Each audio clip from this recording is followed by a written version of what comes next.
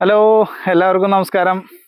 അപ്പോൾ നമ്മുടെ കുളത്തിൻ്റെ വർക്ക് ഏകദേശം പൂർത്തിയായിക്കൊണ്ടിരിക്കുന്നുണ്ട്. അപ്പോൾ എക്സ്കവേഷനും കാര്യങ്ങളൊക്കെ കഴിഞ്ഞു, മണ്ണിൻ്റെ പരിപാടികളൊക്കെ ഏകദേശം കഴിഞ്ഞു.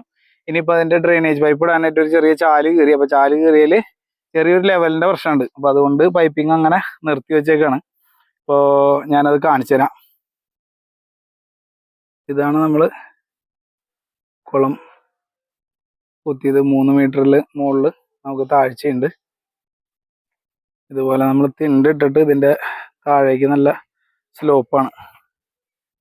എത്രത്തോളം കാണുന്നുണ്ടെന്ന് അറിയില്ല. അപ്പോൾ ഇവിടെയൊക്കെ നമ്മൾ മണ്ണിട്ട് പൊക്കിയതാണ്. ഈ ഒരു ഏരിയ മൊത്തം നമ്മൾ മണ്ണിട്ട് നല്ലോണം പൊക്കിയതാണ്. അപ്പോൾ ഇവിടുത്തെ വെള്ളം തള്ളു വരാണ്ടിരിക്കാനായിട്ട് നല്ല വീതിയിലാണ് നമ്മൾ അതിൻ്റെ തിണ്ട് പണിതണത്. ഇത്രയും ഹൈറ്റ് ഡിഫറൻസ് ഉണ്ട്. ഇതൊരു ഏകദേശം ഒരു 4-5 മീറ്റർ ഹൈറ്റ് ഉണ്ട്. അപ്പോൾ ഇതിൽ നമ്മൾ പൈപ്പ് ഇടാനായിട്ട്, ഡ്രെയിനേജിനുള്ള പൈപ്പ് ഇടാനായിട്ട് നമ്മളൊരു ചാല് കയറി. അപ്പോൾ ചാല് കയറിയതിൻ്റെ ഇതിൽ പൈപ്പ് ഇടാൻ നോക്കി കഴിഞ്ഞപ്പോൾ നമുക്ക് സ്ലോപ്പ് കറക്റ്റ് അല്ല. സ്ലോപ്പ് അവിടെ നിന്ന് ഇങ്ങോട്ട് സ്ലോപ്പ് വരേണ്ടതിന് പകരം ഈ സെൻറ്ററിൽ നിന്ന് അങ്ങോട്ട് സ്ലോപ്പായി.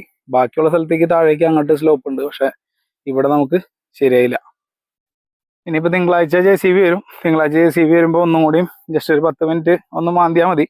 അപ്പോൾ അതും കൂടിയും മാന്തി കഴിഞ്ഞാൽ നമുക്ക് പൈപ്പ് ഇടാം. പൈപ്പിട്ട് കഴിഞ്ഞ് ആ ഒരു ചാല് നമുക്ക് മൂടണം.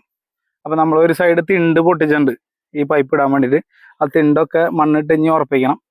മണ്ണിട്ട് ഉറപ്പിച്ചതിന് ശേഷം ടാർപ്പായക്ക് ഇപ്പോൾ ഓർഡർ കൊടുത്തിട്ടുണ്ട്. അപ്പോൾ ഇനി ഒരാഴ്ചക്കുള്ളിൽ ടാർപ്പായ വരും.